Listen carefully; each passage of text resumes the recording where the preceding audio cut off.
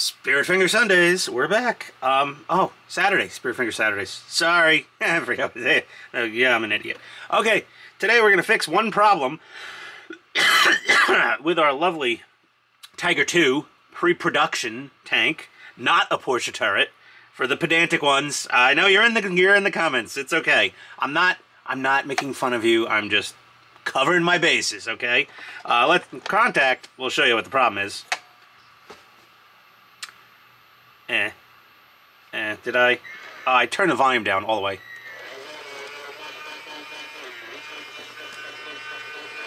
Okay, now it's not going to do it? Come on. Ah, there we go.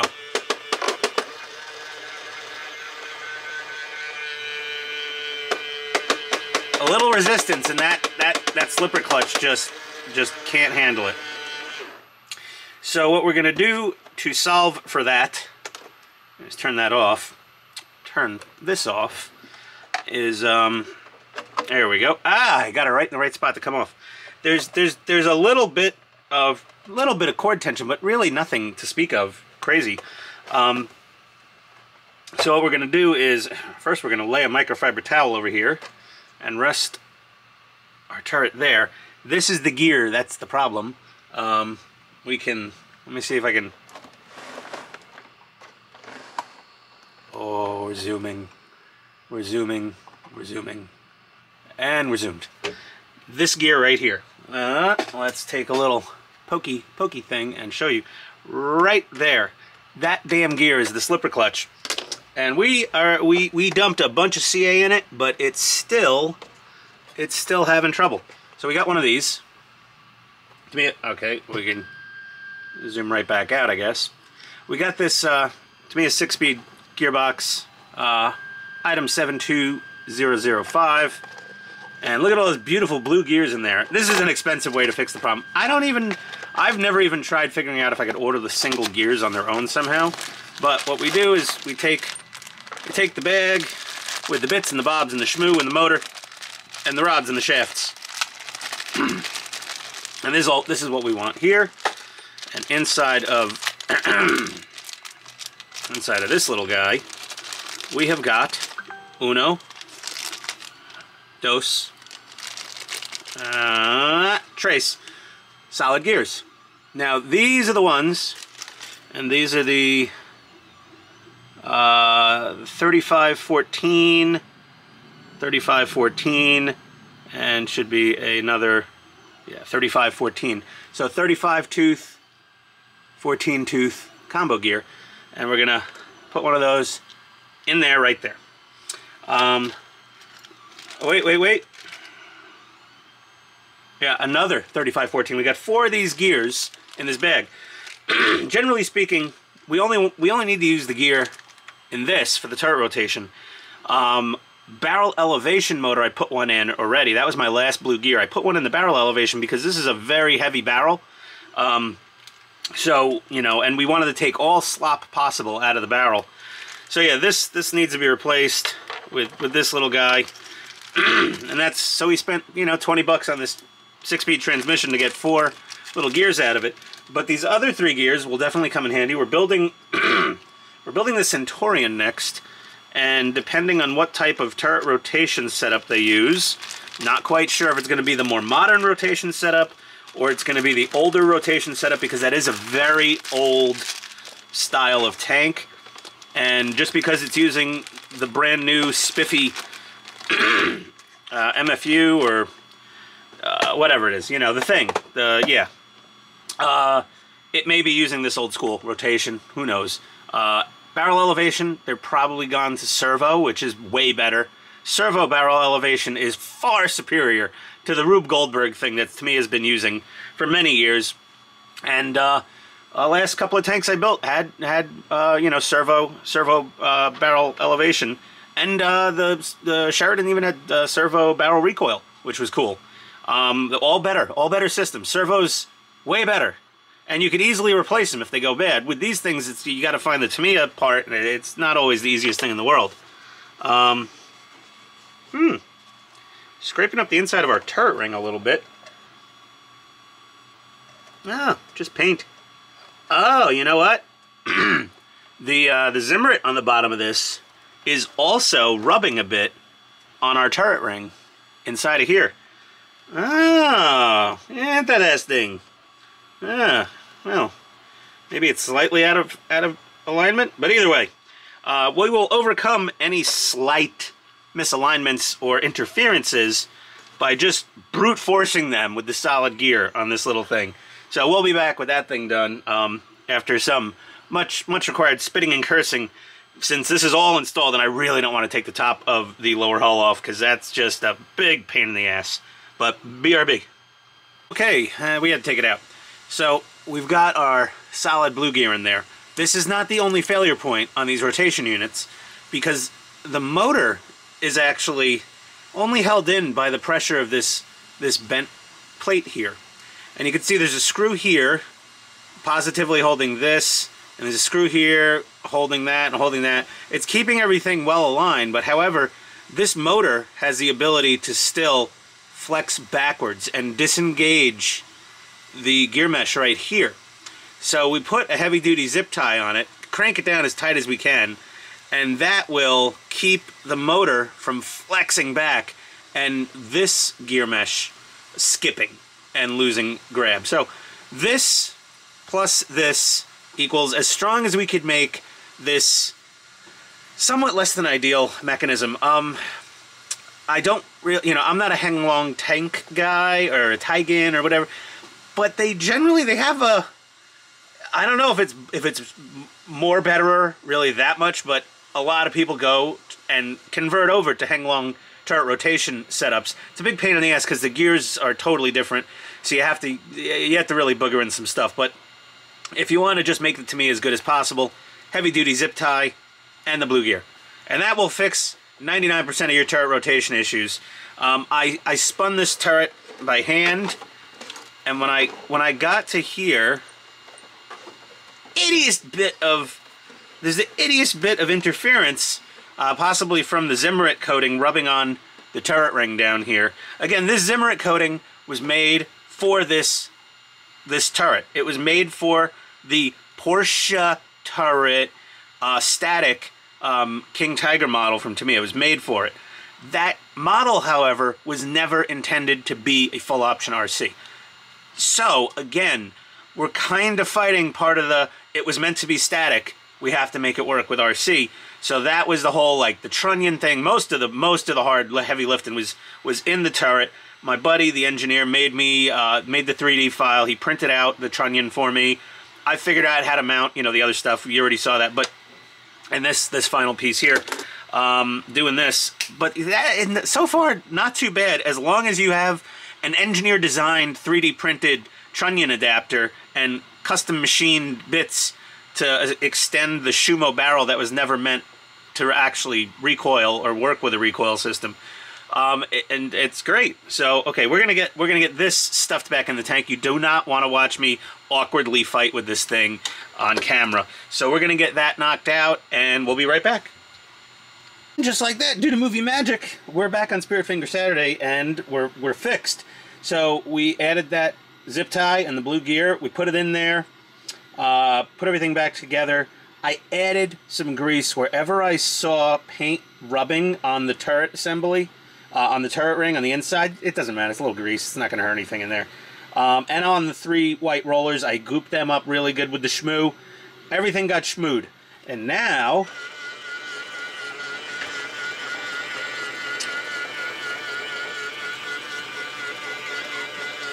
there we go.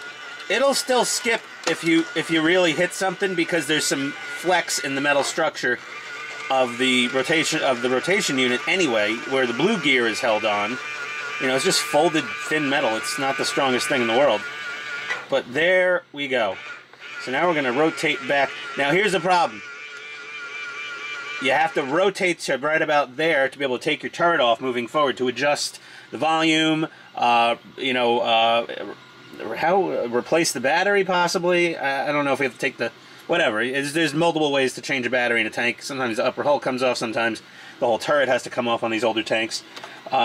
But yeah, we're gonna adjust our volumes, and we will be back and doing some decaling, and we'll BRB.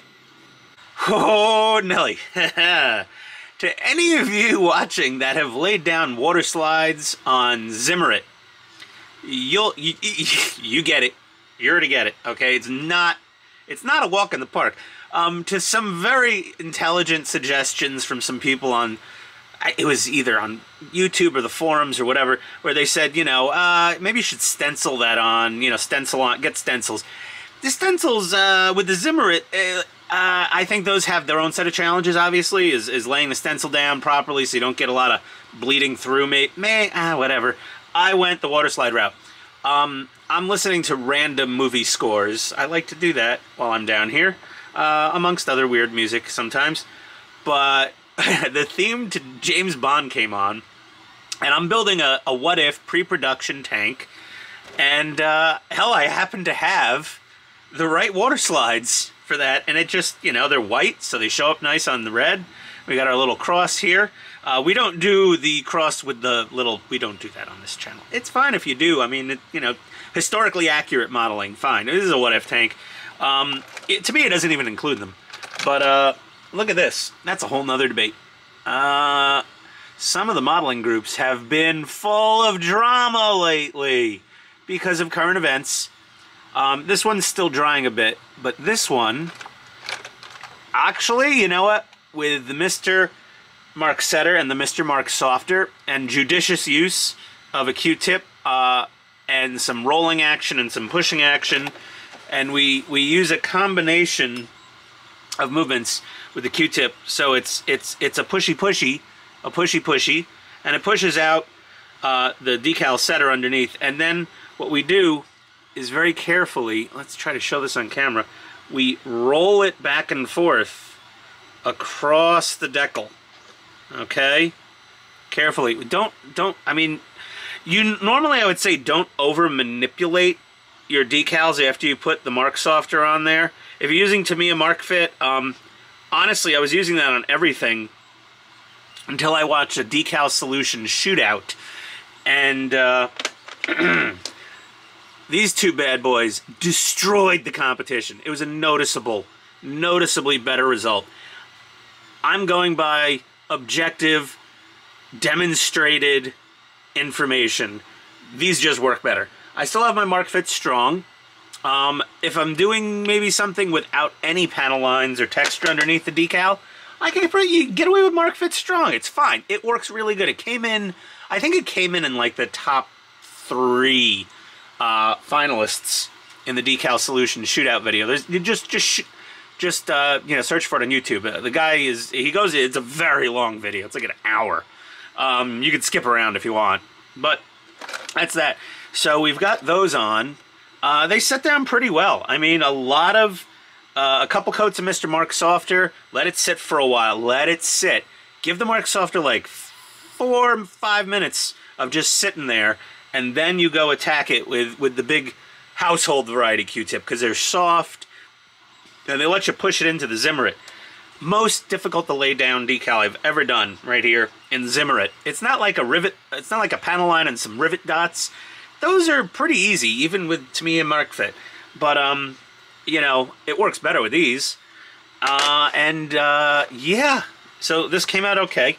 So I have 2 more decals to do, and that's really all the decals we're going to do in this tank. The Tiger 2s, King Tigers, whatever, pre-production or not, they didn't have a lot of markings on them. There's probably some minutiae little markings here and there that, we really don't get with, normal Tamiya decal sets. So, neither of these came with the tank. These were just things I had laying around. I mean, the cross always, the tank comes with those, but the 007, I thought it was kind of cool, whatever, I'm a dork.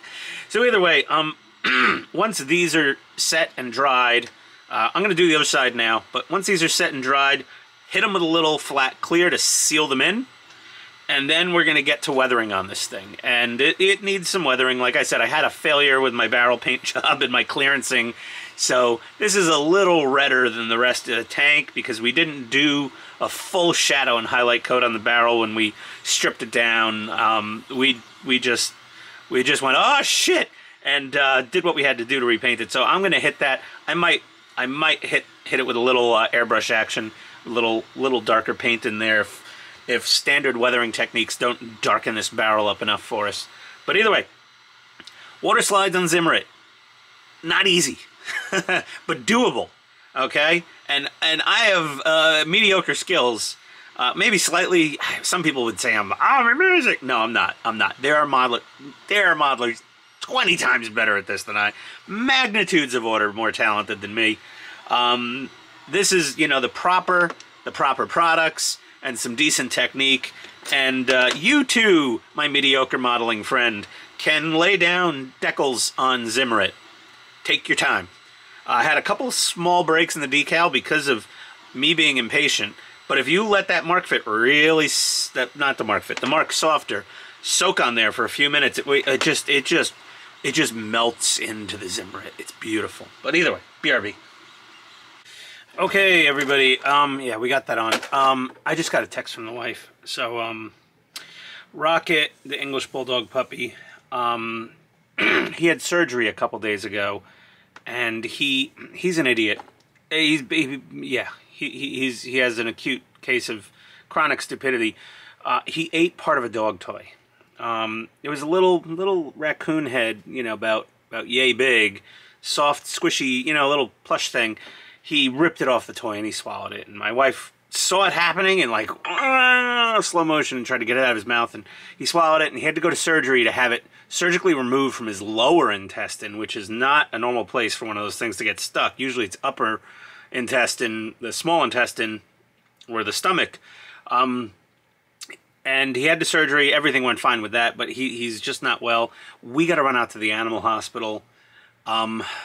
This takes zero priority compared to my dogs, my family, whatever. But we got to take little Rocket, the puppy, possibly to Blue Pearl's emergency room. But we'll pick up once the dog is in good order. This is way less important than that. So I'll be back, guys. Welcome back, everybody. Hey, it is now Spirit Finger Sunday, and the little puppy English Bulldog, well, he's not a little puppy. He's like 60 pounds. He's not even a year old. He's okay. He's okay. A couple complications from having a foreign object removed from a funny part of his lower intestine. Either way, we took him to the emergency room, and he's pretty much like fine. Like, blood's fine.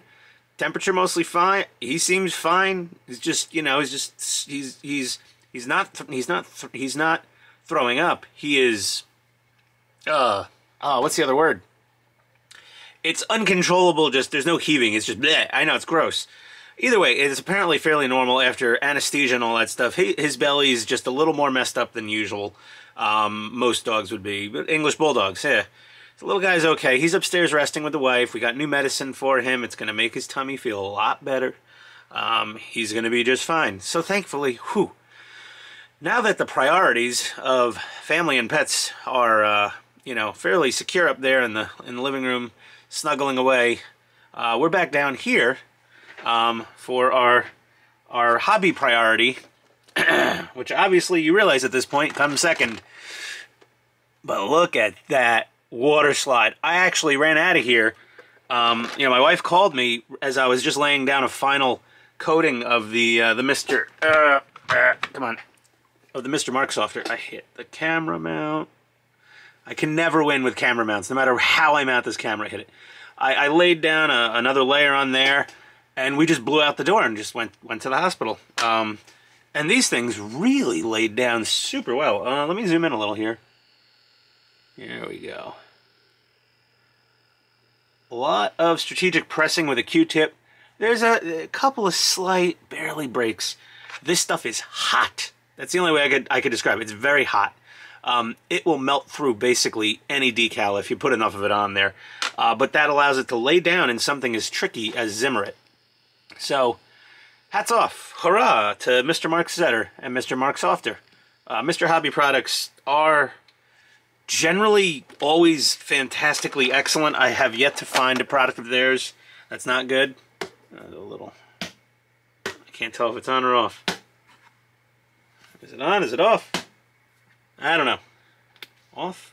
Okay, we just turned it off. Whatever. Hello! Okay, dumpster fire is out of the way because this is no longer a dumpster fire. This is a beautiful tank. So, I almost feel bad chipping it and weathering it.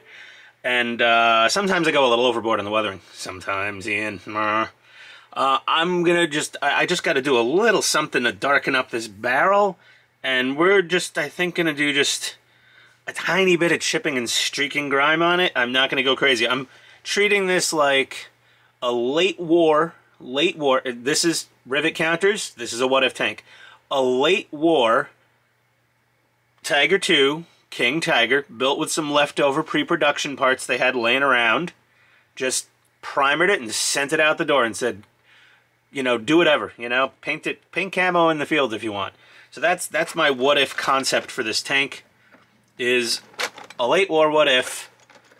They still had some of these shot trap Krupp turrets laying around. And there we go. And a Porsche turret.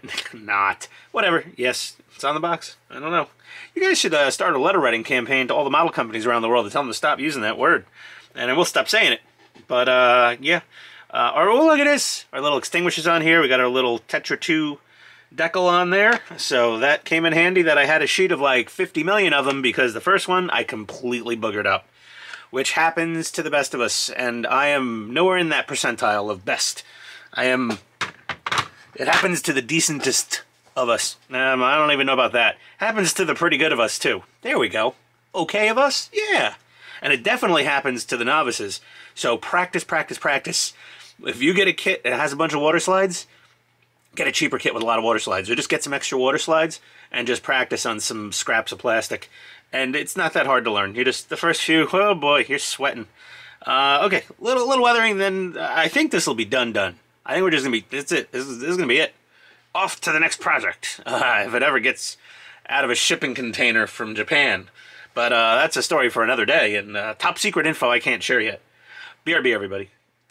Spirit Finger Sunday. We just nabbed ourselves some cool Ghostbusters cosplay stuff. Because we've got a big belly, so we have to dress up as a Ghostbuster and look like a bloated sack of potatoes. This tank's done. Sorry, I went off on a little tangent there. I am a huge Ghostbusters fan, and there's a guy in England that makes some bespoke bits that go on the jumpsuit and to make it look more cooler. Our tank is done. I did some subtle streaking grime and some very light chipping, mild chipping, because this is a fairly, fresh off the factory tank. And we did kind of, streaking grime doesn't show up super well on this, so we kind of did a bit of a wash. See, we got the barrel a little darker, did a little dry brushing with our chipping paint, which is the same paint we use for our tracks, actually. It works great as both. Some streaking grime. I also made a wash with the streaking grime. I basically thinned it, like 2 parts thinner, 1 part streaking grime, just kind of, because for the Zimmer it just doesn't drip down the Zimmer. It just pools in little things, so it's kind of, just sort of carpet bombed it with a bit of streaking grime wash. And I think she looks a treat. She's come out quite nice. I didn't over-rust the tailpipes. They've just got some mild rust going on, very mild surface rust going on, because, again, fairly fresh off the factory tank. See, fairly mild rust. But yeah, she's looking pretty sweet. I mean, honestly, this was kind of my little daydream when I started this build. I'm gonna just do a red oxide, because I'd see them with the red oxide primer and then some, Dunkelgelb camo striped on them real fast in the field by the troops as far as the historical photos go. And I said, nah, they were too busy to get out the paint brushes and start slapping each other with a Dunkelgelb and having a big paint party like Baywatch on crack. So either way, and we've gone, I think, this whole video without burping, so to the 2 people who complained about it, hey, look at that, I managed. Yeah, even the Miller Lite is fighting, but, So now, due to minority demand, there was only like 1 or 2 people, I think, that actually said it. We're going to go down on the floor, and we're going to do a little test drive, so you could all see it doing its thing, and it's a great tank. I mean, it makes clankety-clackety noises just because it's a lot of metal tracks. It's cool. But yeah, we'll be right back with the test drive, and that will be the end of the video. All right, guys. BRB. Here we go. Oh, this pokey bit is very pokey, that antenna. Be very careful should you decide to use one.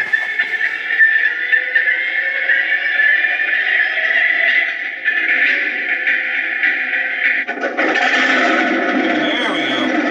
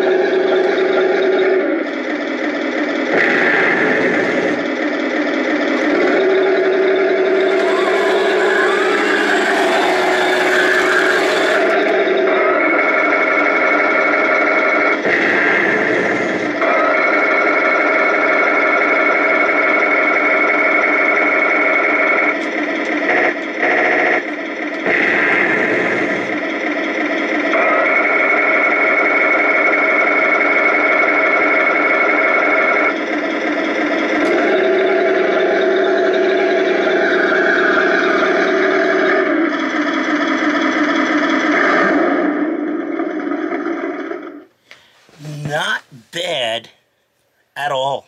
That's a nice tank. I like it a lot. Alright, hey, goodbye from the floor of Ian's garage. See you next time.